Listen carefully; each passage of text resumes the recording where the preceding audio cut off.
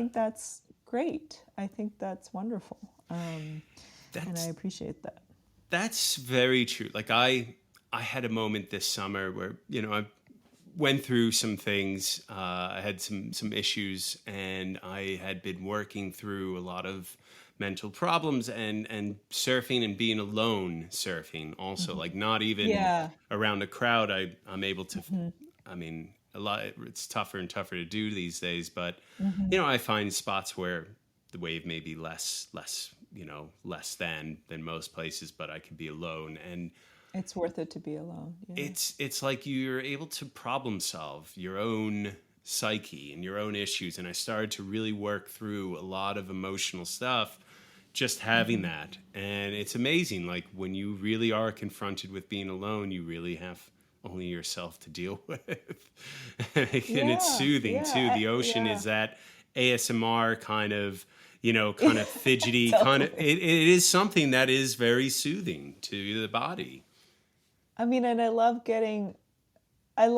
also the super wild days because I always think about this. Like, I just, when I get out of the water, I'm like, oh, I just had my wrestling session with the Just had the shit ocean. kicked out of me. Yeah, I got the shit kicked out of me, and I feel great. I feel super tired. I feel cleansed. I feel, the chatter is gone, like Yeah. the jittery, like busyness is kind of quieted. And I think for me, my brain is really busy, and sometimes it goes in directions that I would rather it not. And so I think to soothe it with both something that's so absorbing and fully, demands you to be present. I mean, when you're in open water, I think that's for sure. But even if you're in a pool and you're just on autopilot, there's like a sensory immediacy to Yeah. water that I think, at the very least, like when you first plunge in, that's all you're thinking about. I Yeah. mean, I just think about this all the time where you first enter the water and you are suddenly not on land or in air, and that's all there is in that moment. Like it. I think that's the transition point that is really cleansing. I also find the practice, perfecting one stroke, Mm-hmm. constantly working on getting it more perfect, Mm-hmm. feeling when you're swimming, like feeling the water and getting a bit more push and be like, okay, how can I make Yeah. this more efficient? Yeah. How can I Mm-hmm. streamline this a bit more? Like Mm-hmm. there's a constant refinement, which is also a Mm-hmm. meditative art in Mm-hmm. itself, that Mm-hmm. I find really soothing. It's Mm-hmm. a like a martial art, and you talk about like the samurai swimmers, and Yeah. in Japan, and Mm-hmm. like that was fascinating, and I see that swimming is very very similar to a martial art in a lot of ways, and Yeah. that type of Yeah. refinement of movement. I loved the idea. I mean, the the reason I loved going to Japan and spending time with people who were practicing this basically the Japanese swimming martial art is that I really understood that swimming could be about something more and different than speed, distance, all of the things that we normally think of here in the West around about swimming. Like what, Yeah. you got to go fastest, faster, like further, like more is sort of like, what is that? What is the metric for greatness? And what I really understood in observing these samurai swimmers is that it's about like efficiency, beauty, elegance, synchronicity, moving through the water, in certain formations, like treading water so high or so quietly or so still that you could fire an arrow and keep the feathers dry, or that you are moving through the water so quietly that you're not even making a ripple, that you could like launch yourself out of the water and jump into a boat. Yeah. That's the flying mullet. Like there are these things that were, skills that were taught or skills that were passed on because they were useful to these samurai who were protecting these particular parcels of land on the sea or on a lake or on a river in the feudal period of Japan. But also, like, now it's like this, it is a whole mind body practice of perfecting and making something more beautiful. But, you know, of course, starting as a martial art, starting as something that was about survival and about like protecting, you know, and as a warrior, it's like it's part of your, you know, arsenal of wartime. But now in this time, what does it mean? And it is like this martial art that has become a more of a philosophy of life. And like there are lessons that you learn from perfecting these different skills and techniques, much the way, you know, you would practice judo or kendo or you know, that there are ways to level up and to understand, like it's about bettering yourself in all kinds of ways. Applying like I love to that. life. Applying to life, Yeah, basically. I love how, you know, certain things would represent patience or perseverance or benevolence. You know, these certain skills that, like resuscitating someone or, you know, just learning how to do these different techniques were associated with these skills, and I thought that was very beautiful. To quote Bruce Lee, be like water. You know? Be water, be water. Yeah, yeah. I I wish. I know. I mean, I loved how you started the book too with Guflager, Free Thorson. Am I getting?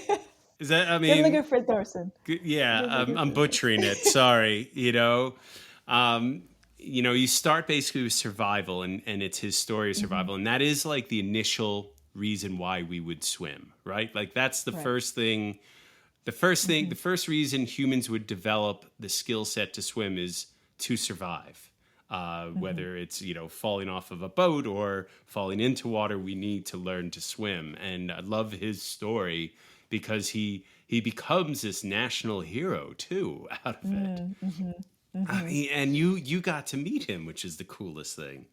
Yeah, I really, I mean, even to this day, I am so grateful that you know that I did get to meet him and get to become friends with him, and because it was getting to know someone and the mythology around them, and then really wanting to know who that person really was, like, Yeah. because but then also understanding that all of the stories that were told about him also had meaning, you know, like what, and actually what he could say about, you know, almost For or for surviving. for our Oh, sorry, listeners, go ahead. let's give the backstory Sure, of him. yeah. You know, Yeah, I like know. I realized that I should probably tell the story of Gudlinger Friðþórsson. So he's this Icelandic fisherman who, in 1984, his fishing vessel capsized off the coast of Iceland, and everyone else died, but he survived by swimming 6 hours, 6 kilometers in freezing, 41-degree water to safety on his home island. He followed the lighthouse of his home island, which is called Heime, which also actually means home island, and climbed out, walk like cross lava fields, like got, talk about the and rock dance. Like, it was oh, really, yeah. numb But then feet also too.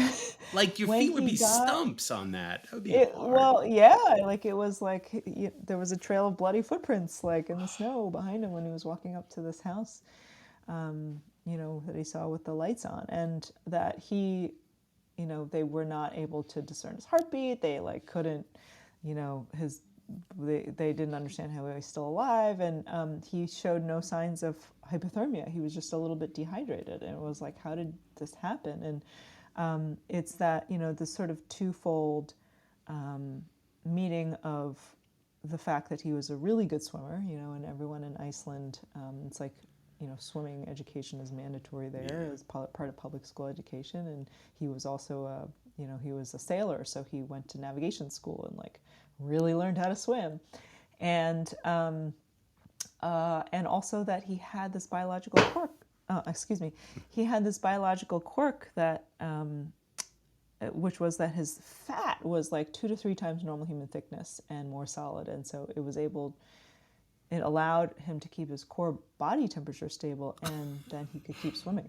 Holy stochasticity. Like, like of all the people that to happen Right. to, that's him, and he does survive, and he just happens to have this natural layer of seal blubber basically on his body, He was they called him the human seal. And, and it was like, on a very human level, it was like a terrible tragedy for him to, watch his friends die. And then also, but he felt there was also a mission, which was that all of the boat, like, they couldn't deploy the life raft. And they were hanging onto the keel and said, like, if one of us survives, we have to tell what happened. And like he was saying to me, like, one of the, most of the time when these things happen, no one finds out what happens because no one is left to tell the story. And he's like, I was left to tell, and I could tell what happened. And so they made these auto self-deploying life rafts like mandatory in the Icelandic fishing fleet after that, because that. And actually, they had the technology to do it. They just hadn't installed it yet in that boat. I think it was like scheduled for the next month or something like that. Oh my goodness. Yeah. So, he really worked hard to make, to publicize the need for that. And also, there's a swim that's done every year in his honor. It's called Goodlooksen. It's Goodlookers Swim. And it's like every year people swim the 6 kilometers. Wow. That day in his honor, and I went there. And you swam it during Goodlooksen, and I swam it, and it was so moving. It was like, like in the next lane, like the headmaster of the public school was there, like, and they showed up at like 4:30 in the morning to do it before they went to work. Or like people who had been sailors or fishermen and had lost someone, or had friends who had perished at sea, or like were kids on the local swim team. They all did it, and I should back up and say that after this happened, he became famous worldwide. Yeah. Johnny Carson, Tonight Show with Johnny Carson called, like, he was interviewed for so many, news outlets internationally. And, and after a while, like, that you just want to live your life. And like, how can you can't begrudge him that, but then he became this sort of like mysterious figure. But the reality is that he just lived his life in this small town, in this small island in a very tiny country. And they protected him. It was pretty, like, when I went to visit him, it was interesting stares? Because they were like, what's that? They were like, all right, yeah, they're like, who's that? Sizing who's you that? Up. Like, why is who's this person bothering him?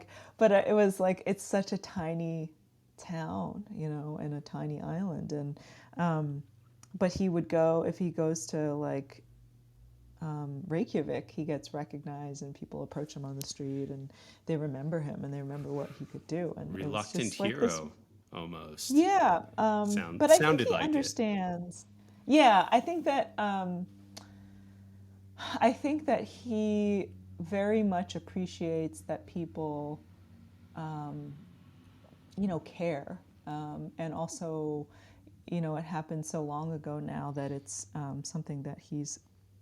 It occupies a particular place in his life, and he has a very rich life, with like grandkids and friends, and he rides a motorcycle, like he's like a cool dude. And I think that he understands the fascination, at the same time that he also just wants to like be left alone and live his life. But it was a really special thing to get to meet him. Well, I mean, it fits into not just survival, but community, it feels like, his story, Yeah. Oh, for sure. Yeah. It's the, it's also part of like a national identity now in Iceland, it feels like, from